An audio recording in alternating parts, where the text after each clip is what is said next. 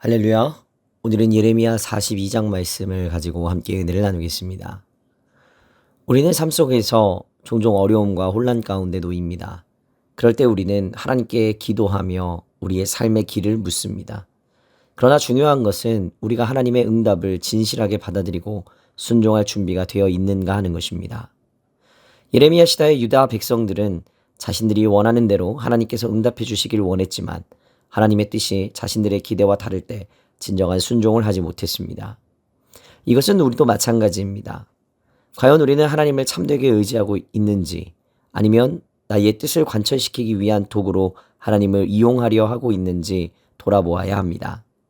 그데랴의 암살을 진압한 자들과 남은 백성이 예레미야에게 찾아와 하나님께 기도하고 어떤 응답이든 하나님이 주시면 그 말씀에 순종하겠다고 맹세했습니다. 그러나 문제는 그들의 진실성이었습니다. 유다 백성들은 형식적으로 하나님께 기도를 드렸지만 이미 애굽으로 가기로 마음을 정한 상태였습니다. 하나님께서는 유다 백성이 바벨론 땅에 머무르면 지켜주시겠다고 하셨지만 그들은 이 응답을 받아들이지 못했습니다.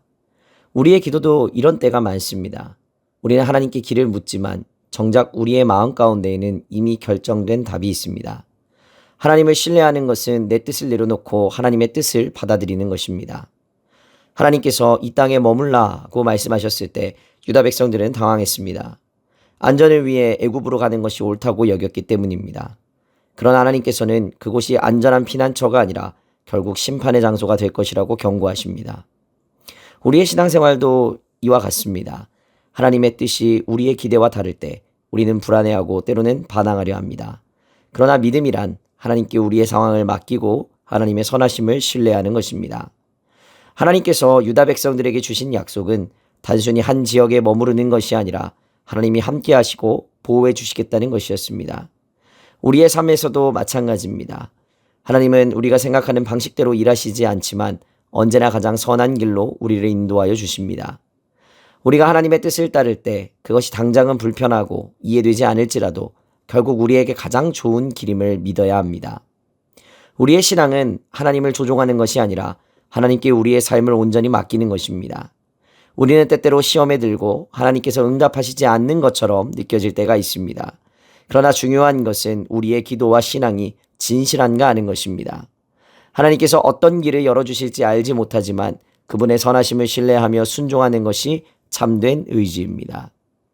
우리의 삶 가운데 하나님께 모든 상황을 맡기고 하나님의 뜻에 순종하는 믿음을 가지시길 바랍니다.